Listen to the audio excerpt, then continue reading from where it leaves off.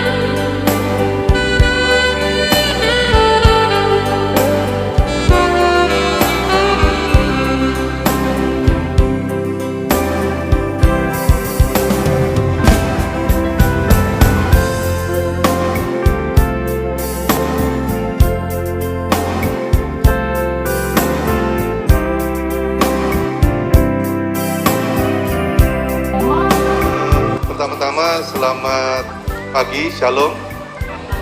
Ya, pertama saya mengucapkan syukur dan terima kasih kepada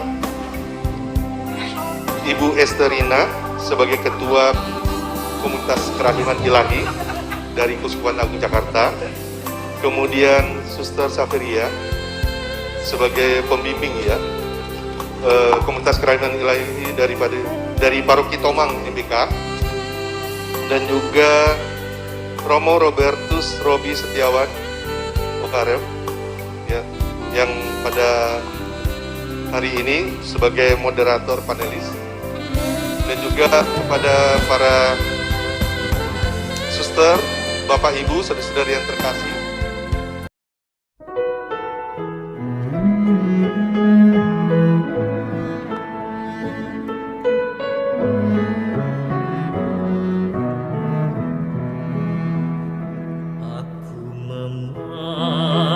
Wajah-Mu ya Tuhan, Kau pun melihat rindu hatiku. Engkau andalanku sepanjang masa, aku muliakan kerahiman-Mu. Allah Bapa yang penuh kasih, dan Engkau Yesus andalan kami. Kami bersyukur kepadamu atas segala rahmat kasih-Mu yang masih Kau percayakan kepada kami, atas anugerah kehidupan, kesehatan yang baik, kebahagiaan, waktu yang masih Kau sediakan untuk kami mengadakan seminar hari ini. Selalu Yesus katakan, bawalah dan benamkanlah. Artinya di sini kita diminta proaktif. Semakin kita bisa membawa banyak jiwa, semakin menyenangkan Tuhan. Benamkan dia dalam lautan kerahiman. Kalau kita benamkan dia, otomatis kita ikut terbenam nggak? Itulah luar biasanya novena kerahiman. Kita mendoakan mereka tanpa kita sadari, kita juga merasakan kerahiman Tuhan. Kita ikut terbenam dalam lautan kerahiman Tuhan. Dan kalau Bapak Ibu lihat gambar ini, tangan kiri Yesus mengundang, ya, masuk ke hatinya. Seolah-olah jiwa-jiwa yang Bapak Ibu bawa, itu Yesus bilang, masuklah ke dalam hatiku. Benamkanlah dia dalam lubuk kerahimanku yang maha rahim. Suster Faustina memberi contoh, berdoa kepada Yesus. Dan yang ketiga, doa kepada Allah Bapa. Dari keseluruhan rangkuman novena ini, apa yang Bapak Ibu lakukan sekarang berdampak pada Yesus kemudian. Menjadi pertanyaan besar adalah, apa yang kita lakukan sekarang berdampak apa pada Yesus? Lukanya sembuh atau semakin babak belur? Itu ada di tangan kalian semua. Terima kasih.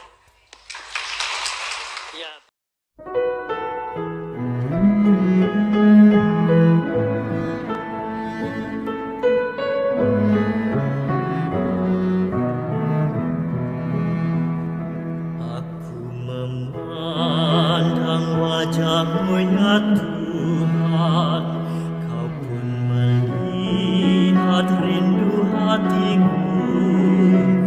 Engkau andalanku sepanjang masa. Aku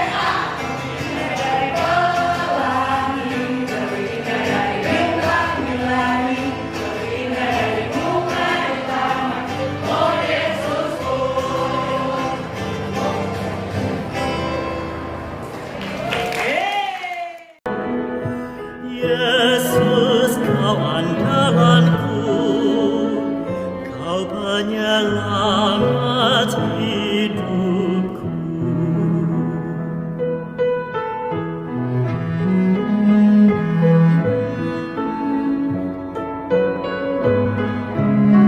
Gambar ini dikehendaki oleh Yesus sendiri.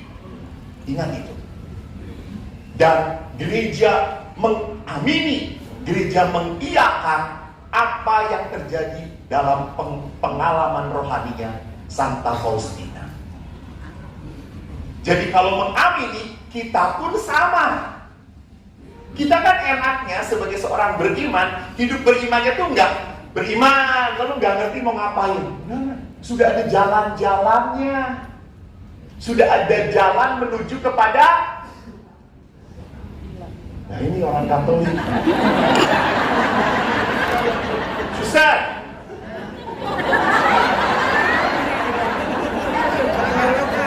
Kita ini sebagai orang Katolik sudah jelas bahwa ada jalan-jalannya untuk sampai dia. Suster yang sebelahnya langsung diam begitu. Kelihatan waktu pelajaran nggak pernah masuk tuh ya.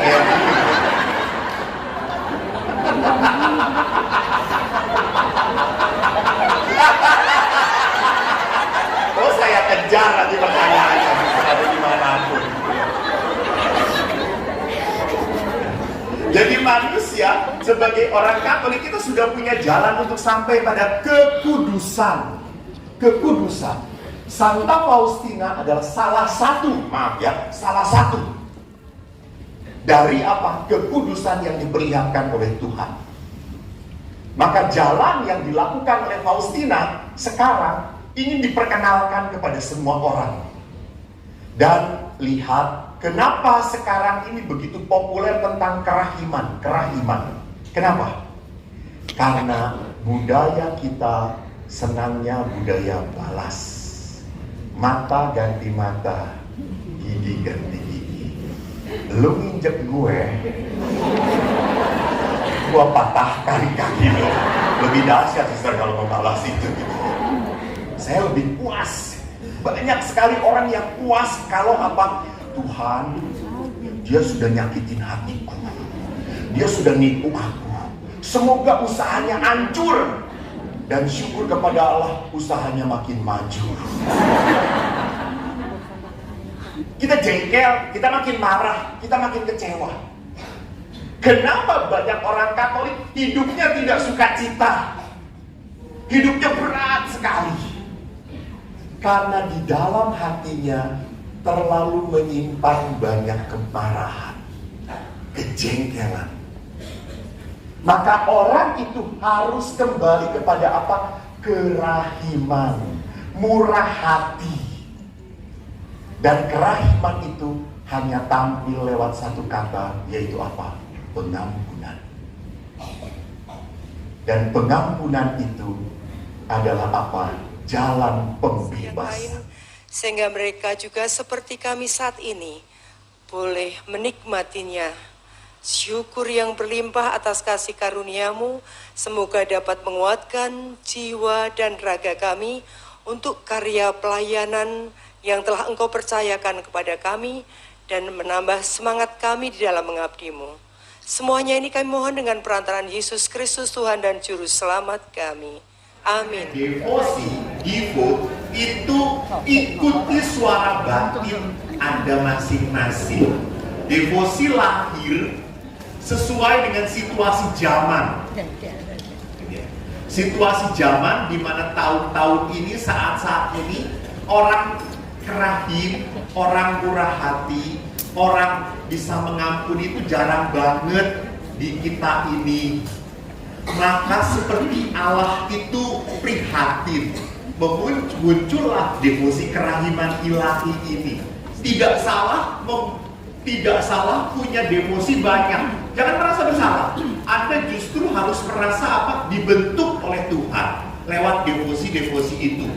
Sebanyak apapun Anda berdevosi, tetapi kalau tidak membuat hati Anda penuh kerahiman, percuma.